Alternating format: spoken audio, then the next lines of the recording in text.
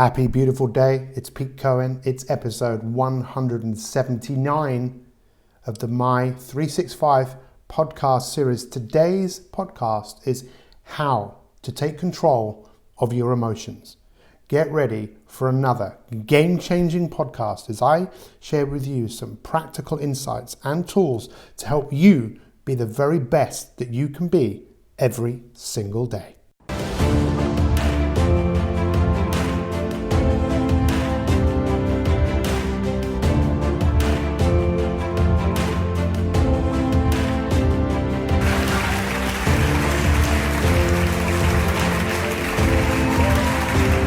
Beautiful day, it's Pete Cohen here. Welcome to episode 179 of the My 365 podcast series. Today's podcast, how to take control of your emotions. Real fascinating area this, because I believe that for so many of us, when it comes to being our best and feeling our best, we often look in the wrong places. Quite simply, our lives are governed by our emotions. And if we're being really honest, I think the emotions that most of us feel most of the time aren't the emotions we would necessarily choose if we could just choose how we feel. So I don't know if any of these emotions are familiar to you. Worry, anxiety, depression, frustration, anger, stress, fear. But what about happiness, appreciation, compassion, care, gratitude, love? When we look at all of the different emotions that human beings can experience, why is it that so many of us experience the negative emotions more of the time? Now, we could talk about that for a very, very long time.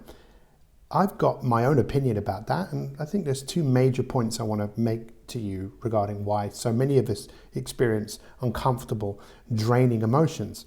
I think that we live in a world where it's very clear that there are some messages out there that when those messages are interpreted, it's very easy for people to feel that they're not quite good enough. Look, we live in a world where we need to buy things in order for the economies to flourish and to grow.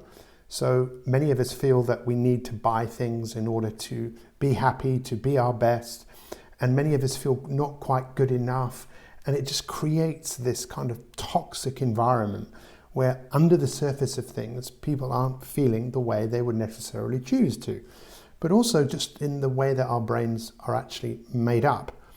When we originally evolved on this earth, we were basically on our guard a lot of the time. There were big monsters that are out there. I say monsters, big animals, dinosaurs that wanted us.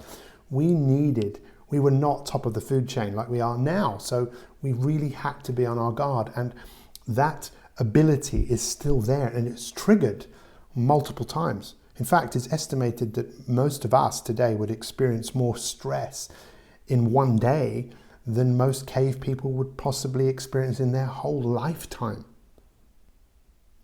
If you ask people what they want from this life, many people would say, well, I just want to be happy. Well, isn't being happy a feeling? We are feeling creatures. Everything we do pretty much is to get a feeling from it. The challenge for us today is to realize that many of the feelings we're getting are a direct result of our thinking. So if you want to take control of your emotions, which be a very difficult thing to do, but have more control, the first thing that we all need to do is become aware of our thoughts and how our thoughts are affecting our emotions. And if you're someone deep down who experiences worry and anxiety and depression and frustration and anger and stress, look, you're not alone. It's just realizing what are the thoughts that are triggering that are making that happen. And what this means is making that link, first of all, between thoughts and emotions. Because that is the ultimate tool, is to become aware of it. Once we become aware of it, you might start to realize that you actually have some choices. And this is an area that has always fascinated me. Recently I was doing some work and we were talking about DNA, and many people think or have thought that, if you have a a certain type of DNA, you might be more predisposed to a certain condition because your dad had it and your grandfather had it, rather than, hang on, there's something called epigenetics, which is all to do with how your genes are expressing themselves based on how you are living. How we are living is so much governed by what we are thinking. It's just really a question, I suppose, of whether you want to take more responsibility for that or whether you want to feel like it's outside of your control and there's nothing you can do about it, rather than realizing you have what it takes. You have the power. One of the things that I talk about a lot is, look, your future is unwritten and you definitely have the power to influence your future. It's just whether, again, you want to do that. And look, maybe you've got a lot going on in your life and maybe your life isn't the way you would like it to be, but you still have the capability of doing something about it. And the first step, become aware, become curious. Is there a link between your thoughts and your emotions? I often ask people, what's the most valuable thing that you own?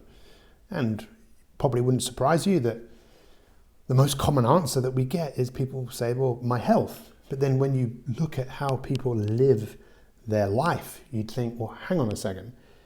If your health was the most valuable thing you owned, surely you'd make some different decisions to some of the decisions that possibly you're making around your eating, your moving, your sleeping.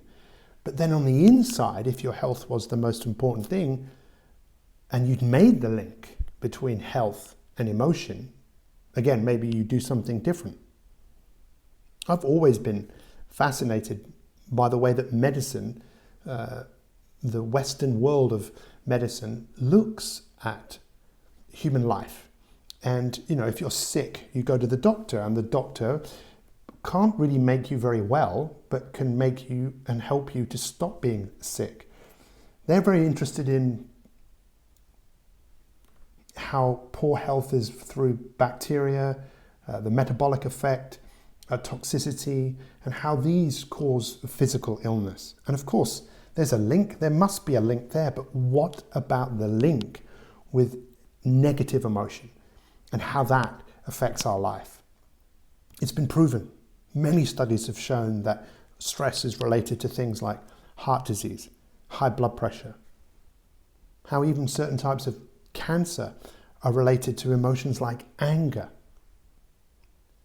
As human beings, one of the ways that we learn is we learn by copying and mimicking, and often we learn things that the first time we react in some way, we react in the best possible way that our brain can come up with in that particular moment, because our brains and our bodies are always trying to help us be the best that they can be, to regenerate. A great example of that is if you ever get a cold or you cut yourself, your body is always trying to heal itself. It's trying to create a way that you can move through the world and survive. But if you want to go from surviving to thriving, it is absolutely essential. You've got to take a step back and look. And I really would encourage you to start looking at your emotions and stop looking at them as right or wrong or good or bad. They are what they are. Where are those emotions coming from? And what can you do about it? Especially if you really just want to wake up and realize, okay, there is a link between negative emotion and my thoughts. And really, when we look underneath the surface, and this is where so many of us struggle, because we can't really always see what's going on inside our bodies, even though we feel it. Negative emotions throw our nervous system out of balance. Look, if I could say to you, here, look, you've got a choice. Do you want to be worried? Do you want to be anxious? Or do you want to feel appreciation? Do you want to feel love? Do you want to feel the best you can possibly be? Do you want to feel that? Because if you do, then you've got to recognize, look, there's some series of choices that you can make here. And I want to share something really powerful with you, an amazing story that I came across not too long ago. So in the 17th century, there was a European inventor. His name was Christian Huygens. I think I might have pronounced his name incorrectly. And he took pride in his invention of the pendulum clock. In my parents' house, they have a clock that was my great-grandfather's. And it's amazing when you hear that movement of the pendulum going from the left to the right. Now, what Christian did is he maintained a fine collection of such clocks in his studio. And one day he went to bed and he noticed a particular thing just before he went to bed, that all the pendulums were swinging in unison. But they had not all started out that way. So what Christian did is he then reset all the pendulums and got them swinging at different moments, breaking the synchronized rhythm that was there. And to his amazement, all the pendulums soon fell back into synchronization again. Every time he put them out of swing, the pendulums found their way back into sync. And although he couldn't completely solve the mystery, later scientists did. The largest pendulum, which is the one with the strongest rhythm, was pulling the other pendulums into sync with it. Now, this phenomenon is termed entrainment, and it has been found to be prevalent throughout nature. When your body is in entrainment, its major systems work in harmony. Now, this is what most of us want to experience. We want to experience harmony inside our bodies, and we know that our bodies work so much better when we are more at peace with what is going on, when that pendulum is swinging in such a way that everything else is swinging in the right way at the right time. And this is what great health and great well-being is. I would call this being at ease with yourself as opposed to being at dis-ease with yourself. And perhaps that is where so much illness and disease comes from, because we're out of swing. We're not in balance with ourselves. The way we're living in modern life, there is way too much stress. There is way too much anxiety. There's way too much frustration. There's way too much fear. It's all about fear. Everything comes from fear. And I ask you to consider choosing something else. If we look at the mothers of all emotions, well, one of them is definitely fear and the other is love. And I encourage you to think of it like this. Imagine being a gladiator and you're on a chariot and you've got two horses. One horse that is pulling you in the direction of you being your best, you being happy, you being fulfilled, you making a difference. And the other horse is pulling you in another direction, pulling you away, pulling you into thoughts and emotions that don't benefit you. And it's really up to us to see what is going on inside and maybe realize which horse do we want to give most power to? Which horse do we want to make grow? And this is why mindfulness has become such a popular tool, because mindfulness, if practiced regularly, is a great way of creating more harmony in the body, putting the body back into its more natural state. So this is why I really encourage all of us to be warriors in our own lives, not warriors, warriors in the self-awareness. As Bruce Lee once said, there's only one type of self-improvement, and that's self-help, realizing that there's so much that you can do, but it is about training and it is about taking control and responsibility.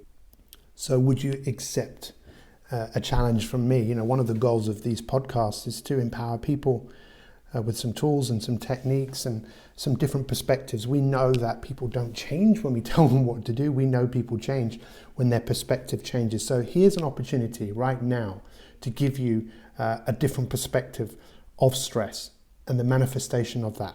We know that stress is much more dangerous than we first thought. Even just on an occasion, a stressful experience has damaging effects on our bodies. Now look, we are built with the capacity to tolerate a certain amount of stress. But chronic stress, along with a negative attitude such as hostility, anger, and depression, can sicken us, and it can eventually kill us. Now, I'm sorry to sound so negative about it, but the reality is we can do something about it. Stress doesn't just pass through us like a fleeting mood. It grips us, and it often doesn't let go. Changing our psychology and altering our health is absolutely essential. And this is where it gets really interesting. And I'm still challenged by this to this day to really accept the fact that it isn't events themselves that are stressful. It is our perception of them. Stress isn't about just the major problem in life. Stress accumulates as a result of not managing the little things. our habitual reactions. And this is where I'd love all of us to really become more curious about how our opinions, our irritations and frustrations, our resentments, our anger, our worries, our disappointments, all negative emotional states, justified or not, take a toll. And just to say, what is the toll on our hearts, on our brain, on the rest of the body, making that pendulum swing out of sync? Look, we all know the importance of what we put into our bodies and the effect that that has on us. You know, over the last 50 or 60 years, we know that nutrition has changed so much that people are eating food that is so poor in quality and nutrition that it's having an effect on our health. But isn't it true, exactly the same of our thoughts and the effect that those thoughts are having on us? Let's put a big smile on our face and really decide to improve our emotional diets. And I promise to continue to put out content for all of our listeners to empower you to be the very best that you can be. My goal of this podcast on how to take control of your emotions is for you to realize that you do have control. It might not always be the easiest thing to do, and you'll never perhaps always get it right, but just to realize that you have what it takes. I believe in you, and I believe that you can change your life by changing your thoughts, which change your emotions. My coach said to me recently, look, in life, you've got a choice. You can either choose love or you can choose fear. Now, I know for so much of my life, I chose fear. I was driven by fear. And I've learned, probably the hard way, but I think that's often the only way to learn, that I don't have to be driven by that. I can be driven by a love of life, a love of inspiring people and inspiring people just like you to rise up and realize how you have been isn't how you have to be, you know, and realizing that if you always do what you've always done, you'll always get what you've always got. So what's your biggest takeaway from everything that I've just shared with you here today? And what are you going to do right now, right here, in the realization that you really do have absolute power? Thank you for listening. We really appreciate you. If you're listening to this on iTunes, please feel free to leave us a comment. We really love all the reviews that we get. Anywhere else, feel free to share this. Let people know they don't have to suffer in silence. We are amazing. We are incredible. Your future is unwritten, and you have the power to change.